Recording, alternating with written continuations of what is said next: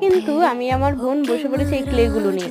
আর আমাদের কপালে এই ছোট্ট আয়নাই জুটেছিল, কেননা বাড়িতে বড় বড় ড্রেসিং টেবিল আছে ঠিকই, কিন্তু আমার আর আমার বোনকে তো বাড়ির লোক ভরসাই পাবে না।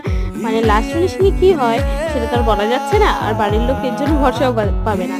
তার জন্য আর কি করব, এই ছোট্ট আয়নার উপরে এটা ট্রাই করলাম আর তোমাদের সাথে সেটা আমরা শেয়ার করলাম। আর যদি ভালো লেগে থাকে তাহলে কিন্তু অবশ্যই আমাকে কমেন্টে জানাবে, না ভালো লেগে থাকলেও সেটা আমাকে কমেন্ট করে জানাবে। আর দেখো আমার এই ছোট্ট বোনটি কিন্তু দারুণ সুন্দর একটা ফুল করেছে। তাই ক্যামেরাটা দিয়ে তারপরে কিন্তু আমিও বসে পড়লাম করতে। তো ফুলগুলো বেশ ভালোই হচ্ছিল, দেখতেও খুব ভালো লাগছিল যেহেতু কালারফুল ছিল পুরো। তো লাস্ট অব্দি অবশ্যই দেখো তোমরা যে কেমন হয় এই আয়না ডেকোরেশনটা, কারণ ইউটিউবে সবাই দেখেছি অনেক বড় বড় আয়নায় সুন্দর সুন্দর ডেকোরেশন করেছে। আমারটা ছোট আয়না, তো এর জন্য হয়তো ভালো নাও লাগতে পারে। তো অবশ্যই আমার যদি ভিডিওটা তোমাদের ভালো লেগে থাকে তাহলে লাইক, কমেন্ট, শেয়ার আর সাবস্ক্রাইব করতে ভুলো না। দেখা হচ্ছে খুব তাড়াতাড়ি নেক্সট ভিডিওতে। তখন টাটা।